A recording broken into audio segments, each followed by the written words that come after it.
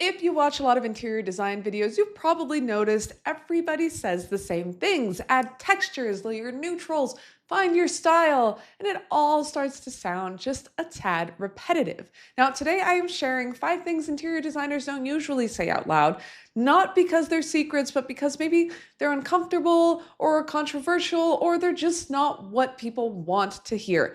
But these are essential truths to developing a good space. So some of these might sting a little, but don't worry because when life gives us lemons, we make lemonade.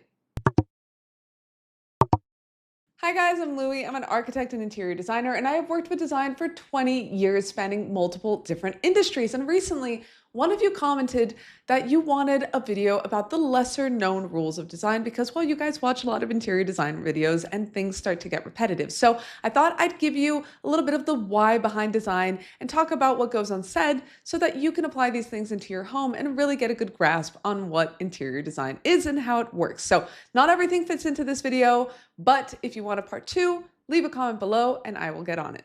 Truth number 1, a beautiful room that doesn't function is a failed design. This is one of those truths that doesn't get talked about much because it challenges how design is usually sold.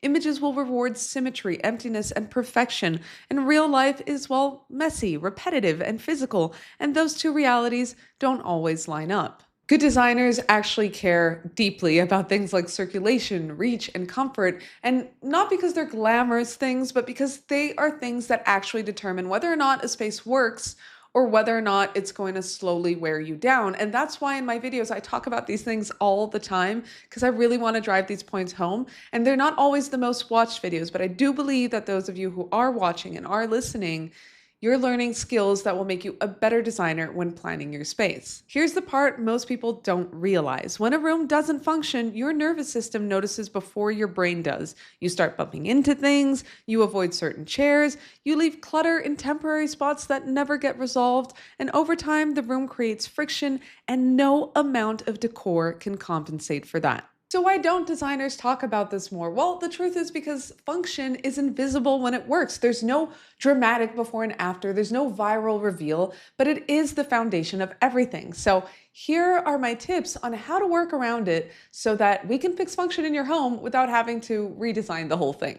So before you run out and buy anything new, do this one simple exercise. You're going to walk around your room as if you're living a normal day, not hosting, not styling, just existing. Then you're going to ask yourself, can I move through this space without turning sideways, stepping around furniture, or rerouting? Can I reach what I use daily without bending, stretching, or moving something else first? And are there places I subconsciously avoid sitting, standing, or walking through? These avoidance zones are your biggest clues. They're not about taste, they're about friction. So here are a few of my easy, no drama workarounds that designers use all the time. You can downsize one piece. If a room feels tight, it's usually one oversized item causing 80% of the problem.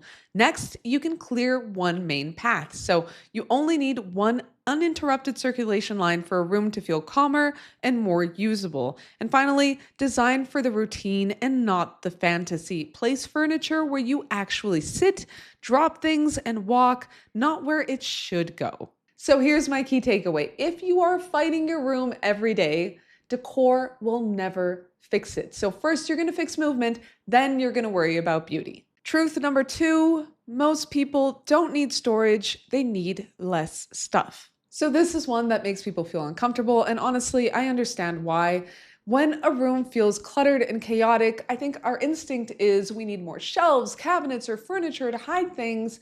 But here's the truth, and what designers learned very early on: clutter doesn't come from a lack of storage, it comes from having too many things to store. And good design asks for breathing space and, uncluttered shelves. And if everything is just full, your drawers are full, your shelves are full, it's still going to feel visually noisy, it's going to feel cluttered and chaotic, and that's not ideal. So please don't think that because I'm a designer, I don't have these problems in my own house. I do. It's a fact of life, and I'm trying to get better, and maybe one day I will, but I'm saying this so that you don't feel alone if you look around and you see a pile of stuff and you're like, I got to get to that. I'm going to help you sort it out. So why don't designers say this out loud? Well, because buy less is just not an attractive message all the time, and it's We don't want to sound judgmental, and nobody wants to feel like their stuff is the problem. But I'll tell you, I have stuff and it is the problem sometimes. And also, it's just much more attractive to offer a storage solution than to ask someone to edit down their belongings, which can be personal, uncomfortable, and well, it's hard sometimes. But behind the scenes, designers constantly edit. We remove before we add, we reduce before we organize, because we know that storage only works when it's not overloaded. So here's the fix without becoming a minimalist. You don't need to live with nothing, you just need to stop treating everything equally. The simplest way to do this is to design storage in 3 clear zones. The first is daily use items. You want these visible and reachable. So things like keys, glasses, skincare, cookware, everyday shoes, they should be accessible without moving something else first. Next are your backup items, and these are going to stay hidden. Extra paper towels, seasonal linens, spare products, bulk purchases, they all belong behind doors, in higher cabinets, or in less prime locations. And finally, your decorative items. You're going to keep them limited and intentional. This is where most rooms go wrong. When decorative objects become endless, they stop reading as design and start reading as clutter. Fewer objects with space around them always look better than many things packed together. And here are a few practical designer level tweaks. Try the one surface rule. Pick one surface per room to stay mostly clear. It's fast and simple. You can also remove before you organize. So if a drawer won't close, editing will help more than dividers. And finally, design for empty space. Empty space is not wasted space. It's what allows design to register. Don't fear the empty space, guys. So here's what you have to remember. You're not going to create a beautiful home by hiding everything. You create it by choosing less and choosing well. Truth number 3, a bad layout can't be fixed with decor. This one is one of the hardest truths to accept, and that is because styling feels productive and we love it and we have so much fun. So when a room starts to feel wrong, we all run towards throw pillows and rugs and artwork because they're visible, they're exciting, and they're relatively low commitment. But here's the truth.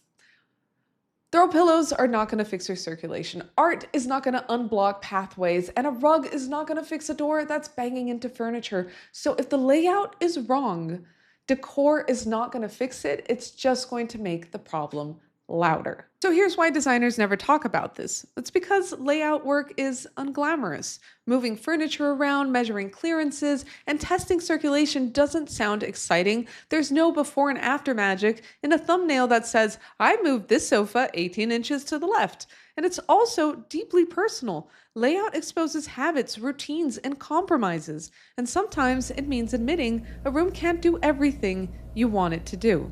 Designers obsess over layout. I promise you, we spend so much more time on furniture placement than we do on textures, textiles, and colors because we know that if a room doesn't move well, it's never going to feel good. But don't worry, I have a solution and I'm going to go through the tips to make your layout work better.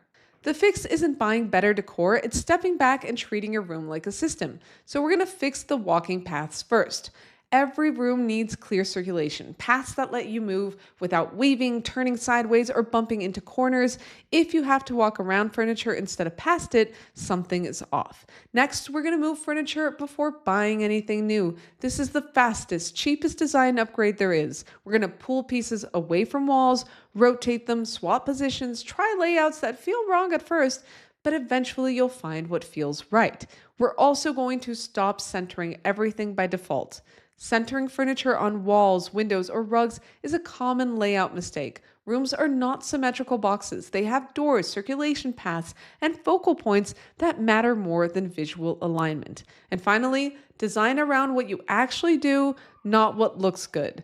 If you always walk through the living room to get to the kitchen, that path matters more than a perfectly centered sofa. If you never use a formal chair, it doesn't deserve prime real estate. Layout should follow behavior, not aspiration. So here is my key takeaway. Design is not the same as styling. A good layout will make decorating easier, while a bad layout will make decorating pointless. Quick break, everyone. I have launched an Amazon storefront where I'm curating designer approved pieces that I love and that align with everything I teach here. Lighting, hardware, rugs, and more. I'm still adding to it regularly, so it'll continue to grow. So if you're shopping for home upgrades, using those links is a great way to support the channel. I earn a small commission at no extra cost to you, and it helps me keep creating these videos. Now let's get back to the video. Truth number 4, if everything matches, it probably looks cheap. So this is one that surprises people because, well, matching feels safe, right? If you have a room that matches, it feels put together at first glance. You have the same wood finish, same furniture, same texture, same set. But what it actually does is it flattens the space because it will remove hierarchy and depth and tension and all of the good things that make a space feel designed instead of staged. So here's why designers don't talk about this very often. It's because matching is how furniture is sold. Stores are designed to show complete coordinated setups because they're easy to understand and easy to buy. And there's nothing wrong with that, especially if you're starting from scratch. But designers know that rooms built entirely from matching pieces tend to feel generic and short-lived. They look finished one day and dated not long after. It's also uncomfortable to say because mismatching takes confidence and experience, and not everybody is comfortable with mismatching at first. But I'm going to give you a few tips to help mismatch your furniture and your design without making it feel chaotic. So like I said, this isn't about chaos, it's about controlled variation. So you can use the repeat 2 or 3 times rule. Designers rarely repeat the same finish everywhere. So if you use a black metal finish, repeat it once more, maybe in a lamp or a picture frame, and then stop. Over-repeating is what makes a room feel like a catalog page. You can also mix within a family, not across the universe. You don't need 10 different styles to create interest. You can mix different wood tones but with a similar warmth, or different fabrics but with the same mood, or different shapes but with consistent scale. This keeps the room cohesive while still feeling layered. You can also let one thing lead. So every room needs hierarchy. You're going to choose one dominant piece, maybe the sofa, the dining table, or the bed, and let everything else support it instead of copying it. And finally, you can break the set on purpose. If you already bought a matching set, don't panic. We all do it. You can just break it up visually. So you're going to swap one chair, maybe you're going to change the hardware, or add contrast through lighting, art, or textures. Designers do this all the time to de-showroom a space. So here's what you actually have to remember. Matching will make a room feel safe, but safety is not what makes a room feel memorable. A room needs tension and hierarchy and depth and contrast and balance and all of these wonderful things that designers use all the time. And that is exactly why I created my Interior Design 101 beginner's course, where I break down 10 of these core principles so that you understand how to apply them into your space. So I have an episode on each one of these, and hopefully they'll be very useful to you. There's a full playlist on the channel. Don't forget to check it out. If you're trying to do a project by yourself, I highly recommend it. Truth number 5, open concept is overrated. Now, this is one that sparks debate, and for good reason. Well, first of all, let me just say, I love an open floor plan. I live in Brazil, where modernism was a huge wave with architects like Oscar Niemeyer and Lina Bobardi. They are beautiful spaces that have air and flow and, light filled and, avoid all of those claustrophobic hallways. But the reality is a little bit different. What actually happens is you've got noise traveling and smells traveling and awkward furniture placement. And what usually happens is you have a space that has too many jobs to do and ends up doing none of them particularly well. Now, the reason designers don't usually bring this up is because open concepts sell and they sell well. Developers love it because fewer walls are cheaper and photograph better. Real estate listings love it because it's open and it sounds aspirational, and social media loves it because wide shots perform better. Quietly, though, designers reseparate open plans all the time. It's not so much the openness that's the problem, it's the zoning we need to work on. Here's how you fix it without needing to close the space. You just need to work on defining it. We're going to start by creating zones with rugs. A rug isn't decoration, it's a boundary. You can use different rugs to signal different functions. One for lounging, one for dining, one for work or reading. If everything sits on one giant rug, the space reads as one big undefined blur. You can also change the lighting to change the room. Lighting is one of the strongest zoning tools, and almost no one uses it in this way. A pendant over the dining table, floor or table lamps in the living area, task lighting in work zones. If everything shares the same ceiling lights, your brain reads it as one space. We're also going to let the furniture face inward. We're going to stop lining furniture up against walls just because the space is open. Sofas, chairs, and consoles can face each other to create rooms within the room. The back of a sofa is not wasted space, it's a divider. We're also going to use vertical cues. That means ceiling changes, beams, paint shifts, or even different wall finishes to help signal transitions. Your brain understands space vertically, not just horizontally. And finally, we're going to accept that not everything needs to be visible. Open doesn't have to mean exposed. So screens, open shelving, curtains, or even a tall plant can soften sight lines without killing light. And privacy doesn't ruin openness, it makes it livable. Take it from me, guys. Brazilians love open concept spaces and sun-filled rooms. It is a tropical country after all, so I know my fair share of open spaces. However, I also know that they're all clearly defined and zoned. So if you live in an open space, let us know how you zoned it because we can all learn from your experience. So drop it in the comments and we can learn from each other. Okay, so if this video challenged some of your interior design beliefs, then good, because challenging our beliefs is one of the ways that we grow and we become more skilled designers. So, of course, I couldn't fit everything that designers don't talk about into one video. There's a lot more that I can go through. So if you want a part 2, just write it in the comments, part 2. And if enough of you say it, I will get on it. And finally, if you enjoyed this video, if you learned something, consider dropping a like, consider subscribing, or if you want to help the channel, share it with someone who enjoys interior design as much as we do. And for now, that's all I have, so I will see you again next week. Bye. Oh, she done closed the libraries.